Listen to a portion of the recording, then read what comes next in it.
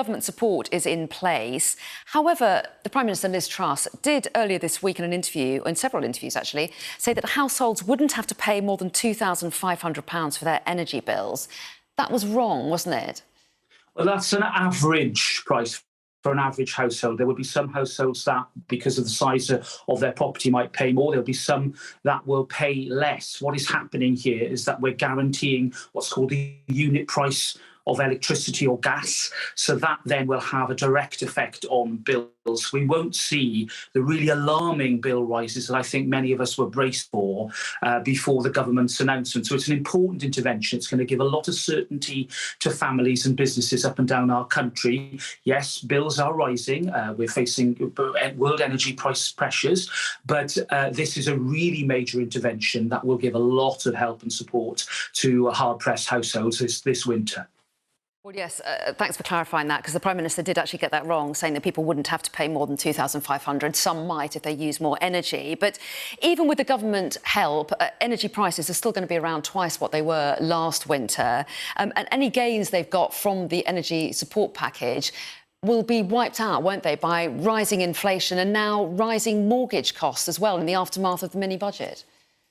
Well, look, I think we have to accept that there has been some turbulence in the last few days, and some mortgage products have been withdrawn, and that's really hard for those affected. I think what is important is that as we move forward into the winter, we create as many circumstances to encourage growth as possible. And that's why I think the government was right to act quickly on energy prices. It was right to announce its ambitions on growth, the way that we're going to get through these challenging times, to pay for our public services, to generate the income that we need as a country, will be to grow the economy. And that's why I think that when you look at the overall package, you look at some of the changes that we're making to incentivise that growth, and also some of the existing taxes on banks and on our energy companies that are yielding lots of revenue for the Exchequer. You know, the overall picture, I think we'll see, is much more balanced one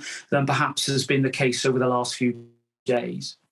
Well, it's interesting you say that the focus is on growth, but it's hard to see how that growth is going to come when we've got inflation running at 10%, people's mortgage costs are going through the roof with rising interest rates, energy bills are going up dramatically, and now we've got the Chancellor and the Levelling Up Secretary hinting at big spending cuts to come. They say we are going to balance the books and we need to be prepared for cuts in spending. I mean, we're looking at the austerity all over again, aren't we?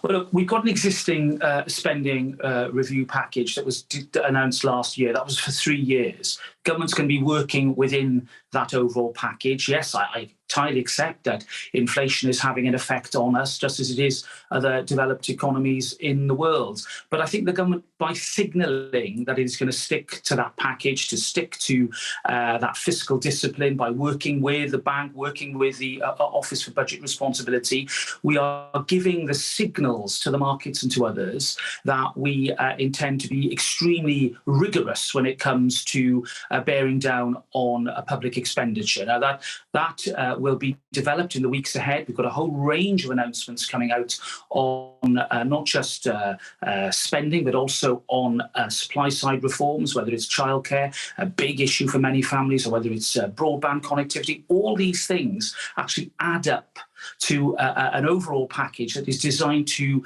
first of all, facilitate growth in the economy, but secondly, to emphasise that the government is responsible. That the very fact we're having this debate this week, the very fact we're having this sort of argument, this important argument about fiscal discipline, demonstrates, I think, that as a country, we're extremely mature when it comes to this sort of activity. And I think the market should get a lot of reassurance that this government, like its predecessors, will be seeking to balance the books in a sensible way. OK, so what does that mean?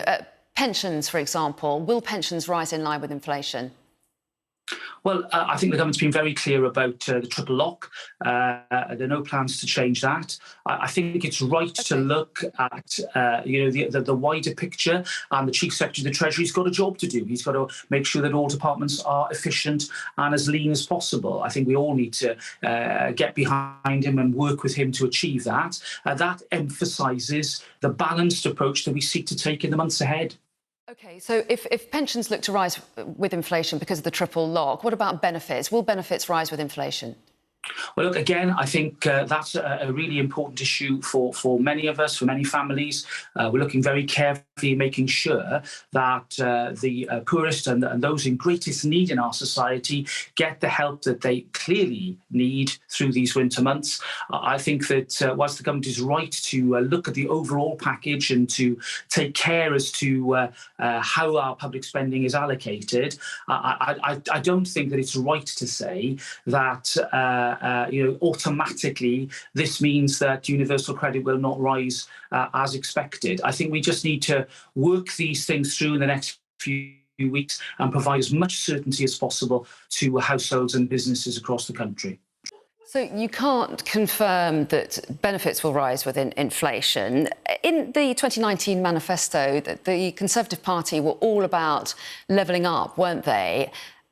And now we've got a mini budget that gives a tax cut for the super rich, the scrapping of the 45p rate. We've got this possible below inflation rise in benefits for the poorest, and cuts that could be on the levels that we've last seen in the days of austerity. Has levelling up gone out of the window? Certainly not. It's a central part of the government's mission to make sure that particularly parts of the country that have historically been left behind are given opportunities through investment, through the sort of infrastructure changes that I think will unlock growth in those areas. When you look at the overall package that was announced last week, there is as much in terms of tax take as there is tax break. So we've been talking about the 45p rate. That's a very small element of a package that still, by the way, contains major hikes on corporation tax for the banks, the oil and gas levy, the sort of revenue raising that the opposition has been calling for, but seems to choose to ignore by failing to look at the detail of what the government has actually set out in its fiscal package.